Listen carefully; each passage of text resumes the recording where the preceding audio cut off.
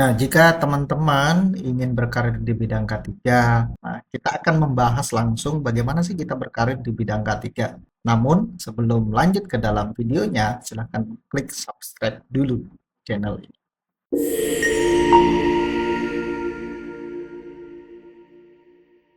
Oke, ada pepatah bilang seperti ini, nggak kenal maka harus kenalan. Nah, perkenalkan, nama saya Fahmi Kurniawan, bergerak di bidang praktisi K3 sebagai trainer juga, dan saat ini masih aktif juga di beberapa perusahaan dan mengajar sebagai dosen sistem informasi di salah satu universitas di Sulawesi Selatan. Jadi sedikit informasi tentang saya hari ini. Semoga kita bisa menjalin silaturahmi dimanapun kapanpun jika teman-teman bertemu di lain tempat.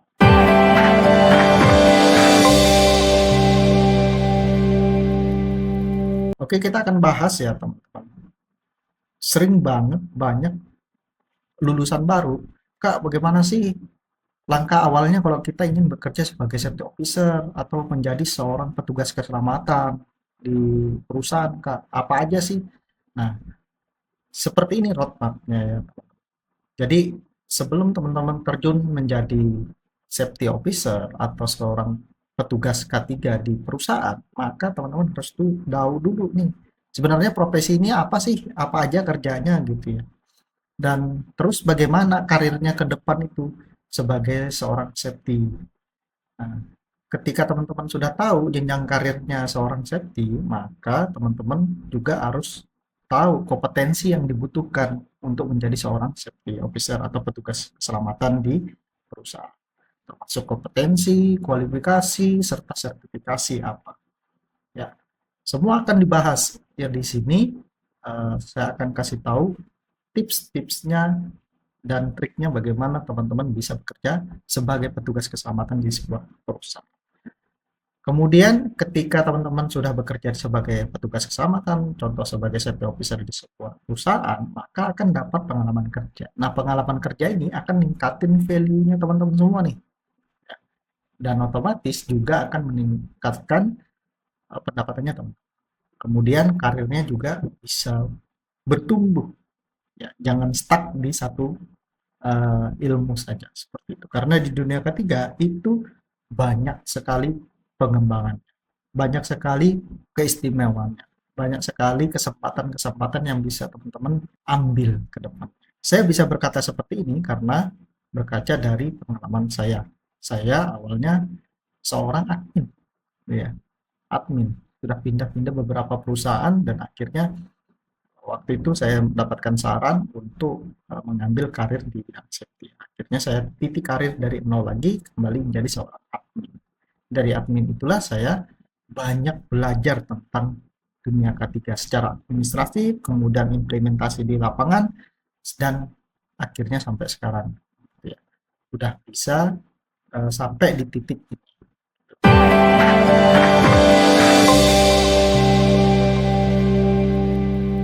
Oke, kita akan bahas tentang apa sih safety officer itu, apa sih seorang petugas keselamatan.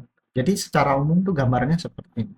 Jadi seorang safety officer itu bertanggung jawab untuk memastikan keselamatan dan kesehatan kerja di tempat kerjanya teman-teman saat ini. Contoh teman-teman bekerja di perusahaan pertambangan. Artinya teman-teman harus bisa memastikan keselamatan seluruh aspek di tempat kerja itu. Mau ruang lingkup transportasi, bengkel, operasi, ya, kemudian lingkungan dan lain-lain seperti itu. Jadi harus bisa memastikan keselamatan dan kesehatan kerjanya. Nah, ada pertanyaan seperti ini teman-teman. Memastikan apa sih sebenarnya? Ya, kan banyak nih yang akan memastikan apa sih Kak? Jadi ada 4 hal. Pertama itu keselamatan. Nah, keselamatan di sini secara umum jika kita berbicara akan merujuk pada bagaimana teman-teman bisa memastikan seluruh karyawan yang ada di perusahaan itu mulai dari berangkat kerja sampai dia pulang kerja itu dalam kondisi selamat. Makanya di sebuah pekerjaan safety itu harus ada safety plan-nya. Nah, di dalam safety plan itu ada urutan-urutan kegiatan yang harus dilakukan. Dan dari kegiatan itu ada pencapaian namanya indikator pencapaian. Biasanya kita sebut dengan KPI, Key Performance Indicator. Nah, nanti teman-teman juga akan mengetahui secara leading indikator atau lagging indikator pencapaian-pencapaian keselamatan di tempat kerjanya. Dan ini harus bisa dikomunikasikan ke manajemen atas untuk bisa mengambil keputusan yang bijak saat diberlakukan di perusahaan. Selain aspek keselamatan, apa saja nih aspeknya, yaitu masalah dengan kesehatan, teman-teman. Nggak mungkin kan teman-teman, misalkan nih ada rekan-rekan yang memiliki penyakit, ya, penyakit bawaan atau penyakit akibat kerja, bahkan kena penyakit menular. Nah, dari sini teman-teman harus bisa juga berkolaborasi dengan departemen lain. Contoh HR gitu ya. Saat proses perekrutan, artinya teman-teman harus bisa memastikan kandidat atau karyawan yang masuk di lingkungan kerja teman-teman itu dalam kondisi sehat. Gimana memastikannya? Dilakukan dengan pemeriksaan awal kesehatan, ya. Kemudian pemeriksaan spesialis, misalkan ditemukan ada beberapa penyakit yang diindikasi bisa menyebabkan kegagalan fungsi, misalkan kayak gitu. Atau yang bisa mengakibatkan serius.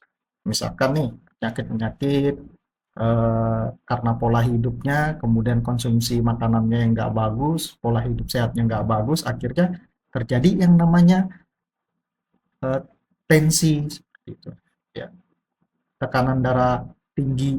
Nah, orang-orang seperti ini, kalau teman-teman paksakan kerja di tinggian itu sangat berbahaya sekali dan memiliki risiko, ya, kecelakaan. Nah, dari aspek kesehatan selain pemeriksaan awal khusus berkala dan lain-lain, apa yang harus dipastikan lagi? Lingkungannya juga, keamanannya juga. Keamanan ini dari segi aspek apakah karyawan di tempat perusahaan teman-teman itu sudah cukup terlindungi. Salah satu dari aspek bully, dari aspek perundungan, dari aspek pelecehan seksual, kayak gitu ya.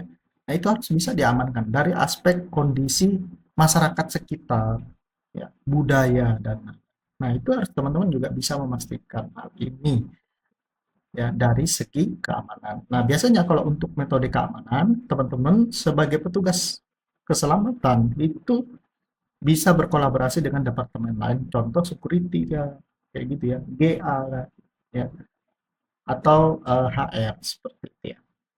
Terakhir, kita juga harus bisa memastikan kondisi lingkungan.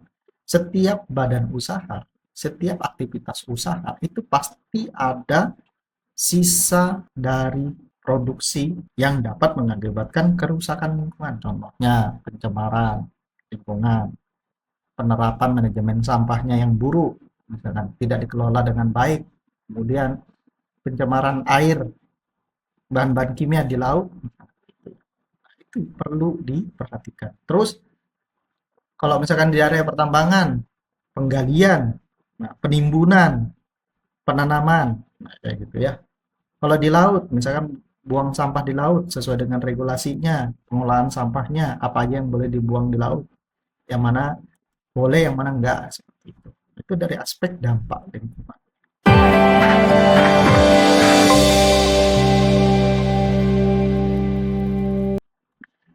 Kenapa sih profesi ini penting banget di sebuah perusahaan?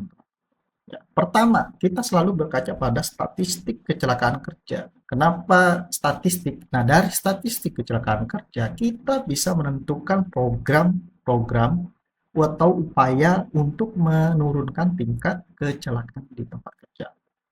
Seperti yang kita ketahui bahwa kecelakaan itu tidak bisa dihilangkan sepenuhnya, namun diupayakan untuk dikurangi. Artinya setiap tahun teman-teman harus membuat program bagaimana nih supaya tingkat kecelakaan di tempat kerja itu bisa turun, ya. Atau kecelakaan-kecelakaan fatal itu jangan sampai terjadi. Makanya dibuat sebuah program keselamatan kerja berkaca dari data dan statistik kecelakaan kerja di perusahaan tempatnya, teman-teman. Bagaimana untuk mendapatkan data-data kecelakaan ini? Makanya perlu komunikasi, perlu yang namanya kampanye, pelaporan kecelakaan awal. Ya. Mau hampir terjadi celaka itu pun harus dilapor, teman-teman. Saat terjadi celaka, ada upaya yang harus dilakukan, pertolongan pertama dulu, kemudian lanjutan, pertolongan lanjutan, kemudian investigasi kecelakaan. Setelah diinvestigasi ada rekomendasi. Nah, rekomendasi ini ditetapkan secara tim, kemudian harus dilakukan atau harus di close berdasarkan dari keputusan manajer. Gitu ya. Terus apalagi nih dari aspek dampak terhadap perusahaan dan tenaga kerjanya. Nah, apakah kalau misalkan ada pelanggaran nih, apa yang bakalan terjadi sama perusahaannya, teman-teman? Bisa diberhentikan secara tiba-tiba kah dari pemerintah, kehilangan tenaga kerja karena PHK dan lain-lain, melanggar aturan dan lain-lain. Ya. Yang ketiga, sebagai garda depan pencegahan kecelakaan di tempat kerja. Jadi kita jadi role model, jadi teman, jadi partner di perusahaannya, teman-teman. Bagaimana kita mengkampanyekan perilaku aman dan selamat di tempat kerja.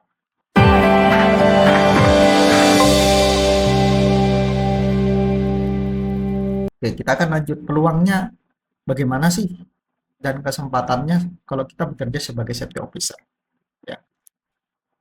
Jadi peluangnya banyak sekali, teman-teman. Teman-teman ketika sudah bisa mengambil sebuah sertifikasi kompetensi yang mana pekerjaan ini menyangkut tentang K3 gitu ya.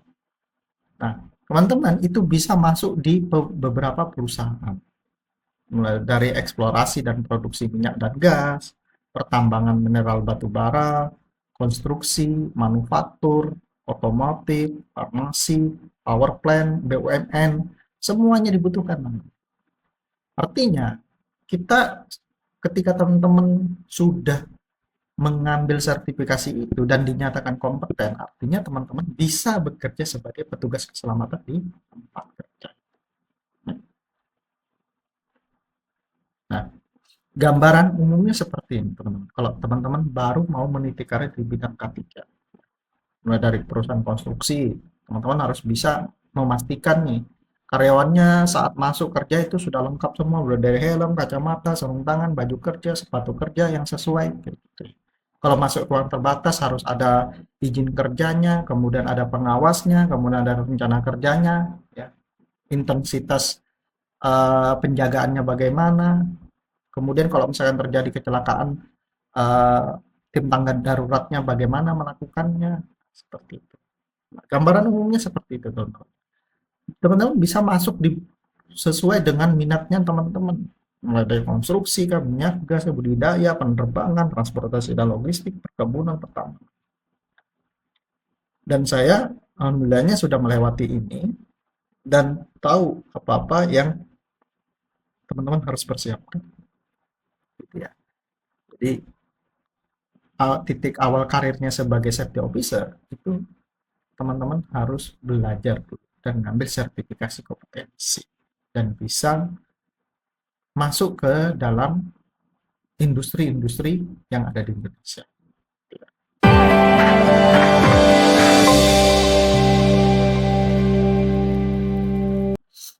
Nah, tugas ketika teman-teman sudah berhasil mengambil sertifikasi dan kompetensi sebagai ahli K3 atau operator K3 muda atau operator K3 umum, ya, atau mau dari BNSP atau Kemnaker itu nggak masalah. Ya.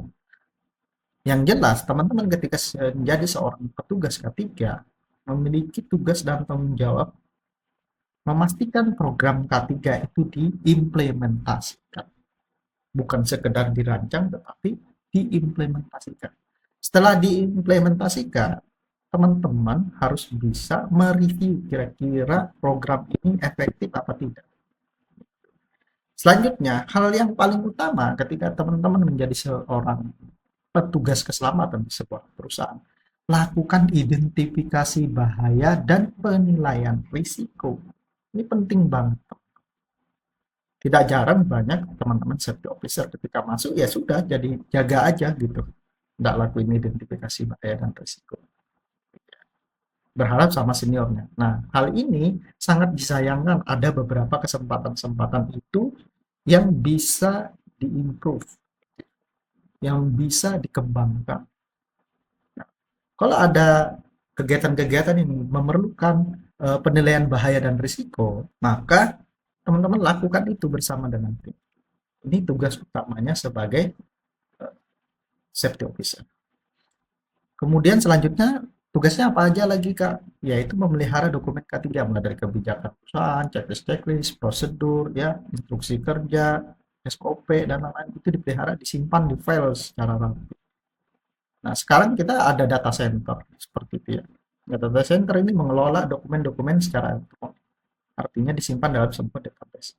Kalau hard copy-nya hilang, artinya kita soft file-nya sudah ada di database. Apalagi Kak yang harus dilakukan? Pelatihan karyawan. Nah, bagaimana teman-teman karyawan yang di lapangan itu bisa sadar masalah aspek keselamatan? Yang dilakukan pelatihan-pelatihan, nimbulin rasa kesadaran, timbulkan rasa kepedulian masalah keselamatan di tempat kerja. Karena apa? Di tempat kerja itu pasti memiliki potensi resiko tinggi. Kemudian selanjutnya apalagi Kak? Menangani insiden-insiden, mulai dari insiden hampir terjadi kecelakaan, near miss, ya first aid, medical treatment injury, kemudian MTI, property damage, gitu ya. Nah, itu perlu ditangani, dibuat laporan awal kecelakaannya, kemudian dibuat sebuah laporan insidennya, dibuat laporan investigasi kecelakaan.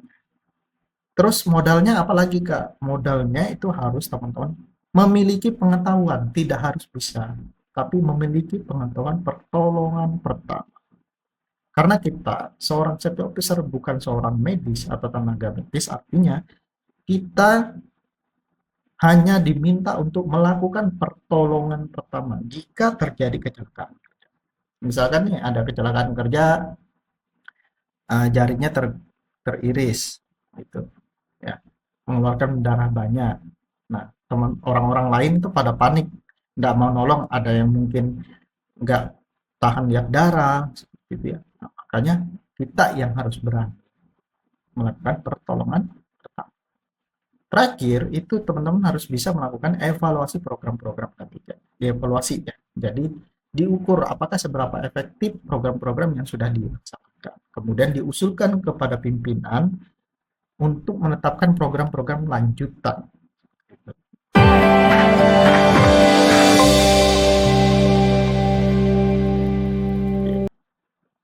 Terus kualifikasi dan sertifikasinya apa aja Kak yang diperlukan? Pertama, ada latar belakang pendidikan. Ya. Kalau untuk ngambil sertifikasi BNSP itu minimal SMA atau SMK. Kalau Kemnaker itu D3 atau D1 dengan beberapa pengalaman.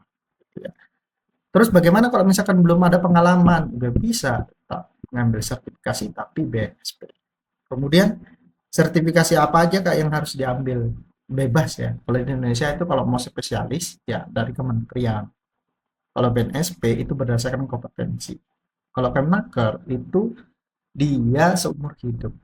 Kalau BNSP dia ada jangkau per 3 tahun. Jadi kalau sudah sertifikatnya mati selama 3 tahun ya harus perpanjang untuk mendapatkan kelayakan apakah teman-teman itu berkompeten gitu ya dalam melakukan pekerjaan tersebut. Selanjutnya punya apalagi nih Bang kualifikasinya first aid ya itu harus paham dan tahu bagaimana cara melakukan pertolongan pertama. Kemudian pemadaman api, misalkan terjadi kebakaran kecil, apa yang harus dilakukan ya, bagaimana memadamkan api. Kemudian kalau tahap kelanjut TOT, kalau misalkan mau training orang kan, nah itu ada tahap-tahapnya bagaimana kita uh, memberikan training kepada karyawan. Selanjutnya ada manajemen sistem K3 ya, ada sistem manajemen keselamatan atau yang biasa disebut dengan SMK3. Nah, itu juga harus tahu ya. Walaupun teman-teman di awal ya minimal harus tahu. Yang paling penting apa nih, Bang? Yang paling penting itu adalah identifikasi bahaya dan penilaian risiko. Selalu di tahap-tahap awal teman-teman itu harus bisa memahami ini, karena awal untuk bisa mengidentifikasi, teman-teman harus bisa mempelajari.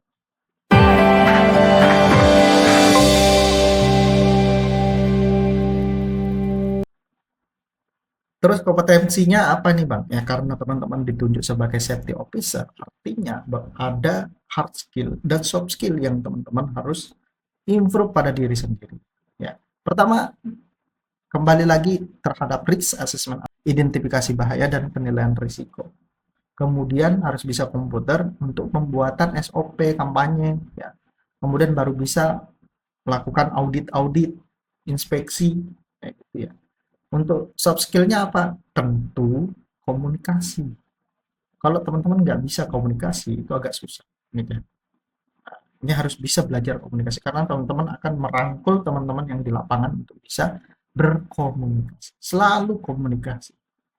Jiwa kepemimpinan artinya teman-teman adil dan relevan dengan kondisi di lapangan. Ya, makanya kembali di awal, kalau misalkan teman-teman menjadi role model, seorang role model di perusahaan, ya, artinya teman-teman harus siap dikritik, harus siap menjadi role model mereka, menggunakan helm, kacamata, sarung tangan, membantu carikan solusi, ya, membantu komunikasi ke manajemen, bantu ke komunikasi ke departemen lain, ya. Selanjutnya problem solving itu secara bertim, kemudian ada tim manajemen, karena safety officer itu tempat kerjanya ada dua, tempat kerjanya di lapangan dan di kantor, artinya harus bisa ngatur waktunya. Ya. Oke, selanjutnya peluang karirnya bagaimana nih? Nah, ini saya akan bercerita peluang karir K3. Ini sebagai gambaran saya, gitu ya. Dulu itu saya seorang admin. Ya, sebelum jadi admin, saya seorang OB, ya, office boy di salah satu lembaga pendidikan khusus, ya, yang ada di kota Samarinda. 1 tahun saya menjadi OB di sana sambil belajar untuk komputer. Gitu ya. Sampai di sana, selanjutnya saya bekerja di SMK sebagai guru TIK, ya, sambil sebagai ngerangkap tata usaha. Ya, artinya dua pekerjaan. Lepas dari situ, kemudian berharapnya untuk menjadi abdi negara, karena belum ada kesempatan dan rezeki di situ, saya pindah alih ke pemerintahan daerah, gitu ya, sebagai staf di sana. Namun belum juga mendapatkan titik terang dan eh, tidak mendapatkan jalannya yang lebih bagus itu karir ke depannya, karena saya harus punya target tersendiri, artinya saya harus ubah haluan. Nah, ubah haluannya adalah menjadi ke petugas keselamatan. Apa yang harus saya lakukan? Saat itu saya ngelamar sebagai admin saja. Admin. Yang notabene hari-hari kerjanya administrasi semua. Bantu bikin schedule rotasi, perbaiki dokumen, ya, dan seperti itu.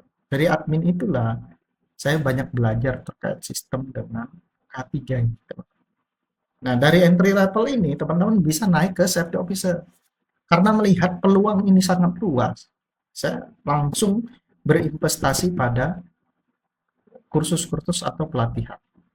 Langsung di situ saya ngambil sertifikasi Kemnaker, gitu ya. Di samping itu juga saya kuliah sambil bekerja untuk meningkatkan karirnya ke depan. Saya tahu bahwa pendidikan di Indonesia itu paling utama. Ya, jadi mau tidak mau, suka tidak suka, saya harus lewati. Sampai di tahap itu saya ngelamar di beberapa perusahaan dengan bekal sertifikasi, pengetahuan, pengalaman, dan akhirnya saya bisa masuk di senior level pada umur 30-an. Artinya umur-umur ini sudah matang untuk duduk di posisi itu. Bukan berarti yang muda-muda di bawah 30 nggak bisa duduk di sini, bisa. Yang penting teman-teman punya kesempatan bagaimana mempresentasikan masalah program-program keselamatan di tempat kerja. Selanjutnya teman-teman bisa kembangin nih karirnya. Setelah ada beberapa posisi-posisi yang sudah diisi. Mungkin jadi freelance, atau jadi trainer, atau jadi konsultan, dan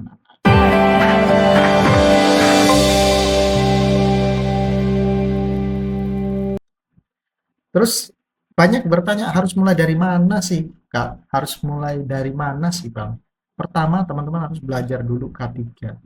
Mau itu online course kah, mau buku kah, mau webinar. Nanti ada sertifikatnya. Itulah modal utamanya teman-teman, bahwa teman-teman memahami tentang K3.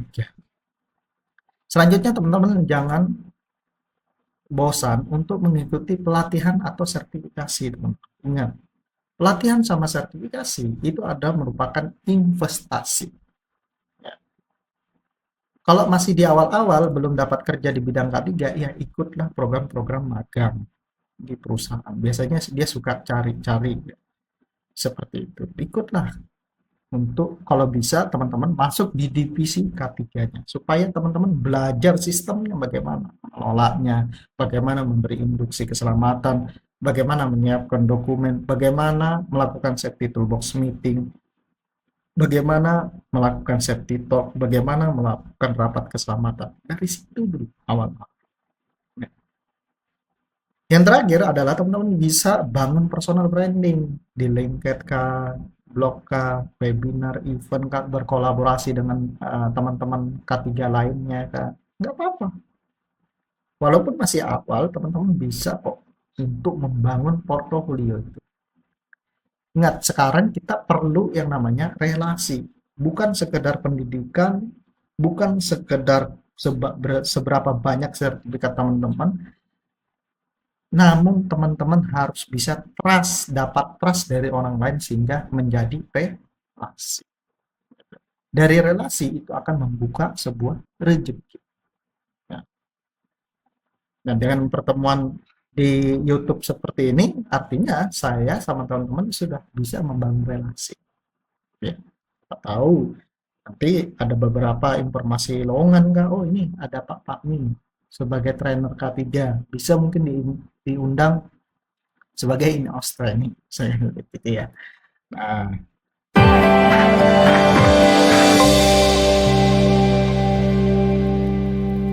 selanjutnya, ini ada beberapa tips buat teman-teman ya, kalau ingin berkarir sebagai safety officer.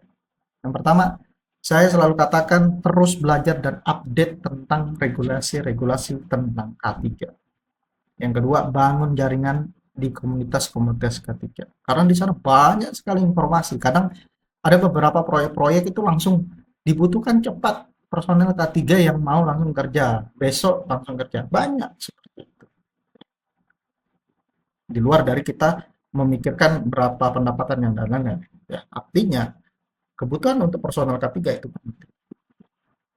Kemudian disiplin dan teliti di lapangan. Artinya kalau teman-teman melakukan monitoring di lapangan, komunikasi di lapangan, itu selalu kita lakukan secara disiplin dan teliti. Jika menemukan sesuatu hal yang dapat menyebabkan berbahaya, menimbulkan risiko pada pekerja, segera ditindaklanjuti. Aksi di sana, langsung action. Jangan nunggu dulu gitu ya. Masalah laporan, yang penting diaksi dulu, diamankan dulu tempatnya. Baru komunikasikan ke atasan. Terakhir, jadilah role model keselamatan di tempat kerja. Jadilah orang yang paling utama peduli keselamatan di tempat kerja. Bangunlah tingkat kesadaran keselamatan di tempat kerja. Seperti itu ya. Mungkin itu sedikit yang dapat saya sampaikan kepada teman-teman semua. Jika teman-teman ingin berkarir di bidang K3, jangan lupa teman-teman bisa subscribe channel ini untuk makin bersemangat memberikan edukasi tentang seputar K3. See you.